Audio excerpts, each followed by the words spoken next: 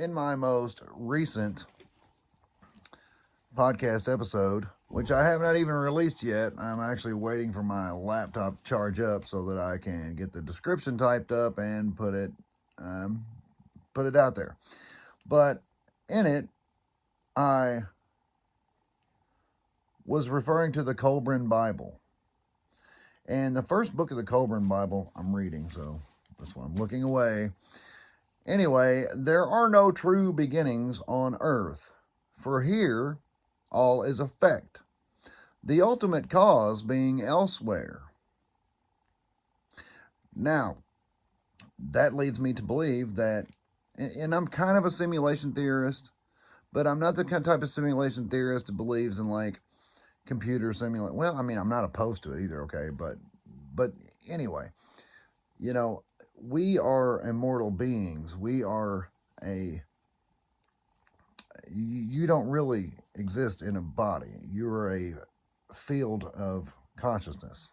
You're a field of just awareness. You exist.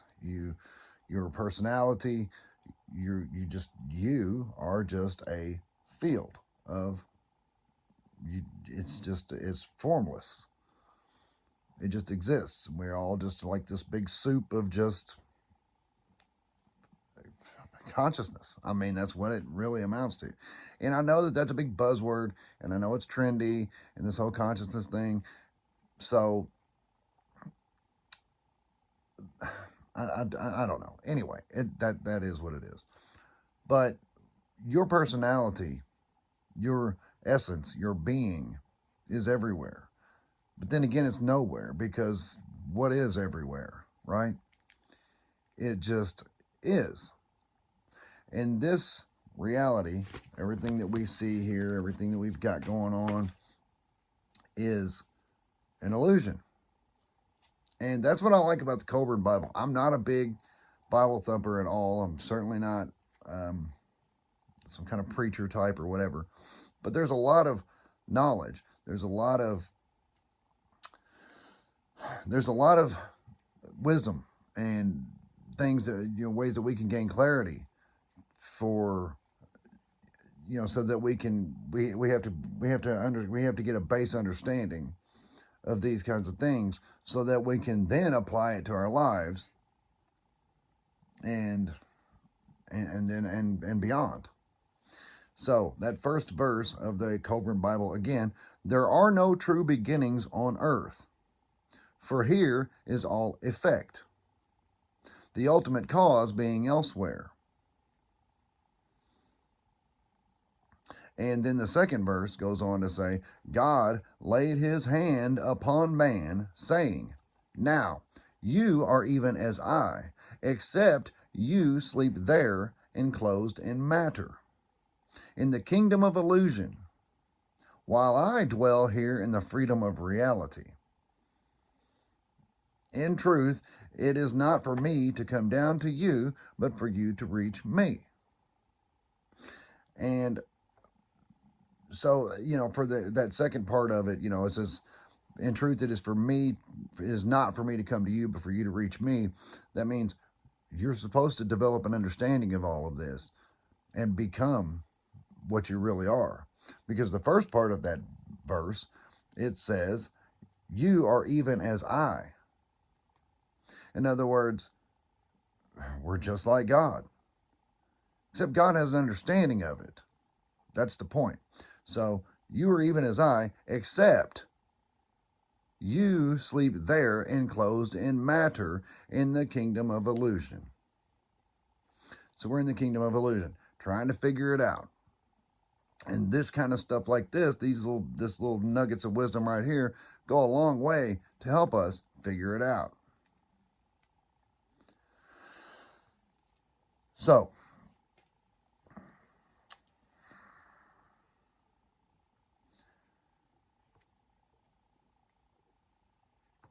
and then with the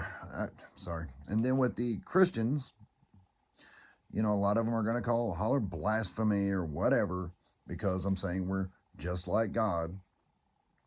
But even in the Judeo-Christian Bible, it says that. Psalm 82 verse 6 says, I have said, that ye are gods. You are gods.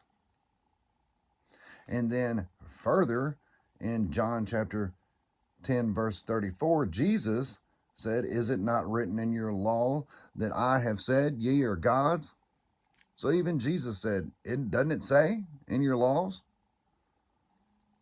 It does. Now, I've recently heard it referred, that this reality that we have found ourselves in, referred to as God school. And that's kind of good. It was out on Archaics, the Archaics channel, Jason Brashears. He was interviewing someone and they referred to it as God school. Jason said he liked that description. I do too. So I didn't get as much into this in the podcast episode, but I've been thinking about it a lot since, and I'm probably going to expand on it more in the next episode. But, we're definitely here to learn, because further in the Colburn Bible, first book, it's the chapter 4, verse 16, it says, the earth is not for the pleasure of man, but it is a place of instruction for his soul. And then it says, a man more readily feels the stirrings of his spirit in the face of disaster than in the lap of luxury. The tuition of the soul is a long and arduous course of instruction and training. See, we're here to learn something. And in my opinion, we are here to learn what we really are. We are here to learn that we are, in fact, as it always says, just like God. We are creators. We are well, we're not masters yet, but we're mastering manifestation. So I believe that we are here to, for one, learn who we really are and what we really are. Who we really are is we are immortal, just like God. We are creators, just like God. And one thing that we know on this earth is we can manifest things. We can cause things to come in. We can speak things into existence. And if you want to go a little bit further, even because I know Christians get really butthurt over this. But the truth of the matter is, Jesus said, all these things I do, you will do, and more. Now, I'm not discounting anything that Jesus did, because he was leading by example. Okay? Now, like I said, I'm not a big preacher. I'm not even real certain that there was a real physical person named Jesus that walked the earth. That's a whole other, that doesn't even matter at this point. The point of the matter is we are, like I said, this reality that we have found ourselves in,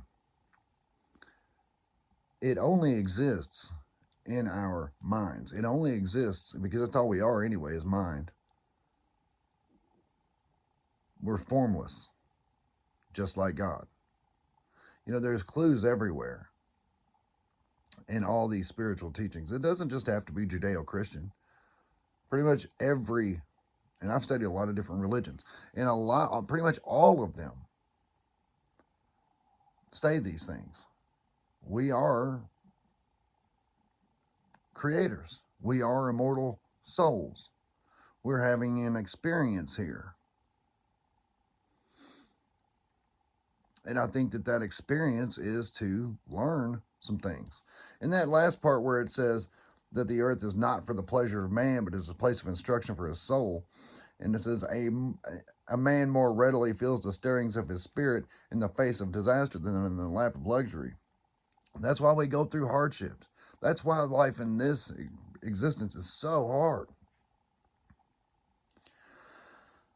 Because it causes us, it hardens us. It causes us to learn. I believe that we are here to become, or not hardened, but we are here to become much more than we think we are. We are so much more than we think we are.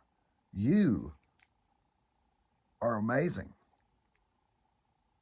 And you are so much more than just that body.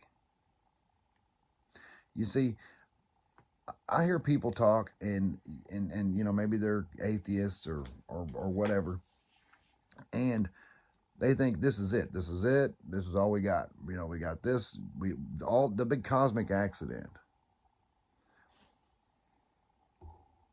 And if you think about it, the cosmic accident doesn't even make sense. We'll get into more of that later. That's just something to chew on, something to think about. Love you very much. I'll be back.